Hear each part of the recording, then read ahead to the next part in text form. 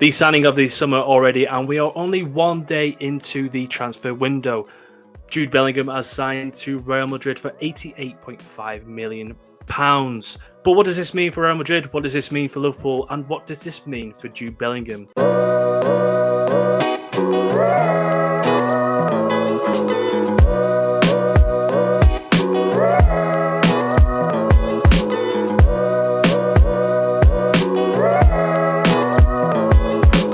Joined by Cal Nicol, of course, and let's just jump right into it.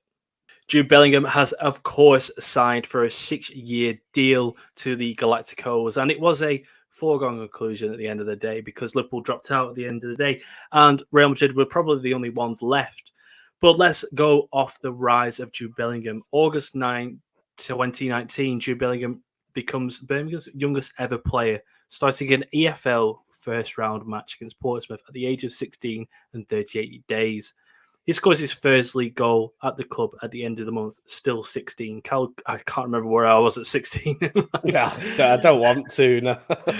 July 2020, Bellingham becomes the most expensive 17-year-old in history by joining Borussia Dortmund for an initial £25 million.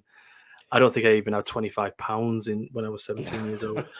No. October 2020, Bellingham becomes the youngest English player to start a Champions League match when he plays against Lazio at age 17 and 113 days. Bellingham is called up to the Gareth Southgate's England squad for the first time, making his debut against Ireland, age 17 and 136 days. I guess it's insane. Bellingham, May 21, as in 2021, Bellingham wins his first career trophy, winning the German Cup, which came amidst being named Bundesliga newcomer of the season after just 29 game matches. October 2022, still a year away, the midfielder scores his first England goal, the opener of 3 Lions account to the 2022 World Cup. What a time that was, beating around 6-2. May this year, after 8 goals and 5 assists, Bellingham becomes Bundesliga Player of the Season, but Dortmund miss out on the last game of the season, drawing 2-2 at Mainz. Bellingham becomes an initial 88.5 transfer to Real Madrid in June this year. A bit of a climb. Yeah, just a bit. Surprise? No. I think with Jude Bellingham, I think he was a bit of a mystery early doors, wasn't he? I remember right early on when he was at Birmingham and people started to whisper about him as this kid that's going to be revolutionary. I think the big thing that sort of got the idea into all of our heads that he was going to be special was the little bit of banter surrounding Birmingham City retiring the number 22 shirt when he left. And everybody's thought, they laughed at first and thought, how pathetic is that? He's only played a handful of games for you. And then you thought, why have they done that? And then he went to Dortmund, proved exactly why they'd done that. And now he's the number 5, Zinedine Zidane's shirt number for Real Madrid. So that's why. Birmingham City get the last laugh. Hopefully they have a sell-on clause as such. I'm sure they will have. And so it was never a surprise. I don't think. As soon as you see him and you see his interviews, the age is nuts. Don't get me wrong. He's still not 20 years old for another month, I don't think. And so that's crazy. But when you see him and how he articulates himself, how he plays, everything about him as a footballer, it's what you want. It's perfection personified in a footballer in Jude Bellingham.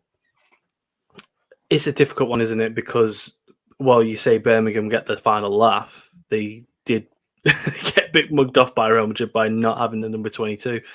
Maybe they thought they'd retire it as well. Yeah. You can't retire a number 5 at Real Madrid. You'd have to win everything 15 times over for that. And he can do. That's the thing. Yeah, there's a chance. Which is insane to think. The man can win 4 Champions League, 4 Real Madrid, Copa del Rey, 4 La Ligas in a row, still be 24 years old and go to the Premier League and win 10 in a row for there. It's insane. But that does bring a little point into it, because where does this leave Real Madrid in itself? Because obviously Bellingham has come into this squad. He's not got a guarantee for Real Madrid. There's got the likes of Modric there, Cruz there, Valverde, Camavinga can play there. I know he's played at left back. Tchouaméni as well. Yeah. Tchouaméni, yeah. A 4-3-3 formation. Does Bellingham have to mould into Real Madrid, or is it a case of him slotting in somewhere because he's that good? I think it's the latter. I think with Modric's future still in the balance, and then you look at certain players like Valverde and Tchouaméni have both been rumoured to be thinking about leaving Real Madrid this summer. And with a player like Jude Bellingham coming in, I don't blame them, to be honest. Obviously, there's 6 that have just been named, Toni Kroos as well. It sort of means that something has got to give, hasn't it?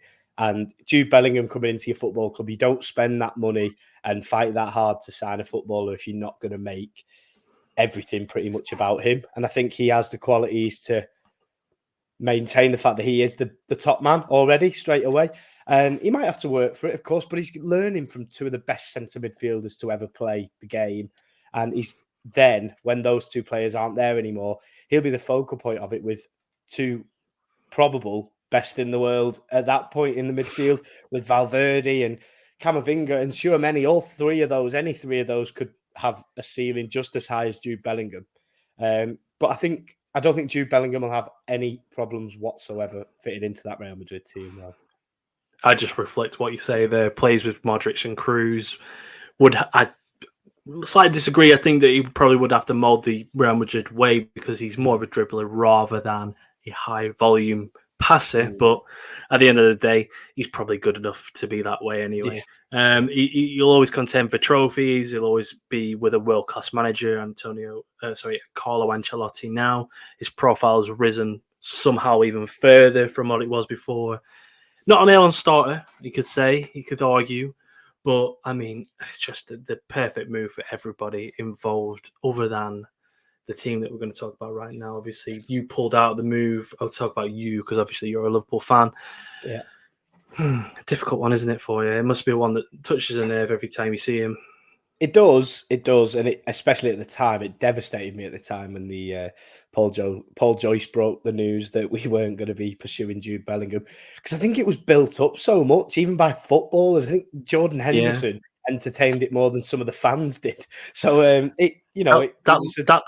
loving embrace that they had in the World Cup. I as soon as that happened, I was like, it's on, it's happening, isn't it? Everyone's laughing about this now. Trent doing the little picture thing that's all over the social media with them recreating it in the dressing room and Trent just smiling.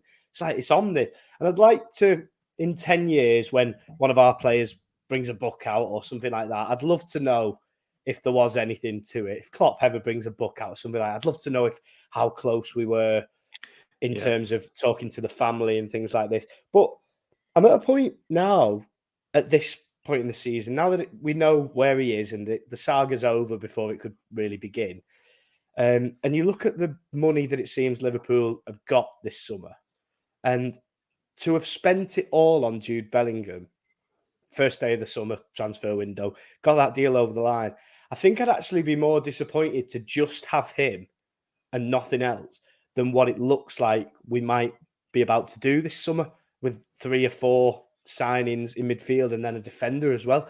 So in retrospect, we were in dreamland a little bit, but if that was all that we could possibly get, then I don't think there's a Liverpool fan that's too disheartened about how things are now. Yeah, I fully agree with that, but I think that might be a case of you sort of putting a bandage over the wound. I think that you'd absolutely love Bellingham club, if not, let's think of a positive. If not, if we could have Jude Bellingham, Alexis McAllister, and a great centre half that can play right back, obviously with Trent making this transition now into midfield, then that would have been brilliant. But it seemed like it was all or nothing if we were to pursue that deal. So I really think after the season that we've had, especially, and how much we've been through this season, I really think I would have been genuinely concerned if we'd signed Jude Bellingham on the first day and nobody else. And that's hand on heart, genuinely. Yeah, you sort of did that last year, didn't you, with Darwin, a little bit? Yeah, Fabio Carvalho and Calvin Ramsey. So. Yeah. And where does this leave Bellingham? Obviously, that is the question of the day. He has probably had the most appearances as a 20-year-old when he gets to 20-year-old in 10 days' time. There's a point of the recording. He has had a knee brace on his knee, obvious to say. Is it easy to say you could compare him to Jack Wilshere with too much too young? Obviously, he's a lot better than Jack Wilshere was at any point in his career, but is there a worry in about 4 or 5 years' time that Bellingham could be, with a bit of a wear and tear situation? If you have a young English talent that has an injury or a niggly injury that continues to happen or has shown its face a numerous amount of times, I think every England fan does think back to players from times before that's happened to, and it's only natural to do so. I think the thing for Jude now is to get a good season under his belt of fully fit, playing to the best of his ability at Real Madrid, and hopefully this isn't something that's going to carry on, because that would be a serious shame to see a player like Jude Bellingham, who has the attitude and everything, mental strength, everything, all the attributes, to lose out just because of injuries. Because I think you could argue that some of the players that we thought were that good who have suffered with these injuries, they were good, but I don't think they were as generational as we think Jude Bellingham might become. So it'd be a massive shame. Yeah, you look at the likes of Jack Rodwell, obviously Jack Wilshere, like we spoke about, even go back as a niche as Michael Johnson, Man City. Oh, yeah, Man City. Players like that, But yeah, I think you're right. I think even if Jude Bellingham I put me down for this, I think Jude Bellingham will only play 20 appearances for Real Madrid next season. I think Jude Bellingham will only play 20 appearances for Real Madrid next season. I don't think he'll play much. I don't think but I think that's just a case of keeping him, just conserving him for a little bit. You need to sort of conserve his time on the pitch. You need to make it right and proper rather than constantly having him out there. And that's what they've done with Camavinga and how do we say his name? Tchouaméni, is that right? Yeah, that's right. Probably said that wrong. Tchouaméni. Yeah, and they've got the time to develop these players because of the likes of Modric and Kroos just being so evergreen. It's insane how long they've been going. Yeah. And they've still got Valverde there. They've still got the players there just in case you don't need to have Bellingham in. Borussia Dortmund, obviously at Birmingham, Bellingham was always going to be in the squad, but at Real Madrid, you don't need him always there. And I think that would probably be the ideal place for him, because if he went to Liverpool, he'd be playing every single minute of every single game. Yeah, there's no doubt about that. Yeah, he could do that in 5 years' time. When he goes to Anfield after they've just. I think that's going to happen as well. I think that will happen. Yeah, because I think I always go back to it because you speak about it a lot, about story arcs and things like this, and I always picture it. Real Madrid's the pinnacle, isn't it? So he's reached Mount Everest at 19. Like how long, Jude, are you going to really spend in a 2 or 3 horse race of a league that is a brilliant league, but at the same time, you're at the top of the mountain, creme de la creme. Hopefully, for your sake, winning loads of trophies. Even if you stay there for 7 years, you'll be 26, 27 coming out of it. And we want you in the Premier League. Who doesn't want the best English player, which I imagine he will be in a couple of years, in 5 years or so? Who doesn't want the best English player to be playing in the English league? I know he said in his welcome interview that the Premier League seemed like an easy option to him. I don't think that's true. Imagine saying that at 19, by the way. Yeah, I think that was the one thing that I think he's ever said where I was like, I'm not sure about that, dude. I'm not sure what that means. I understand language barriers and being in a different country, in a different comfort zone, of course. But to play in the most competitive league on the planet, I'm not sure you could ever say that it's an easy choice or an easy way out. So I think as soon as he's got to a point in Spain where he's done everything and he's won everything and he's been a success and the Real Madrid fans love him, I think he's got to look at the Premier League and say, I can't finish my career without giving my prime years to the league of my home country, where I'm from, team that I represent internationally. And then in that same sentence, I don't think there's a team like Liverpool that he could join. I just think that's the team over here for him. You look at Dortmund, and there's a real link with if you like playing for a club like Borussia Dortmund, then you like being at Liverpool as well. So hopefully it'll be an end of contract job and we can we can get his best years out of him. But it's more hope talking than logic. But we've got to have that, haven't we? Yeah, and I think that's a nice, lovely way to end the conversation. And if you haven't already, can you go and subscribe to the podcast channel that we're both included in? Obviously, go and subscribe to the Cal Nickel channel. That one's flying right now.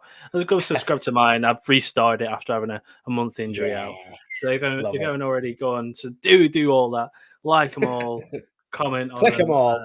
Click them all. Just click them all. And hopefully in 5 years' time, we'll be speaking about how Jude Bellingham's won the world. Just the and world. Join Liverpool. Join Liverpool. See you later, guys. Nice one.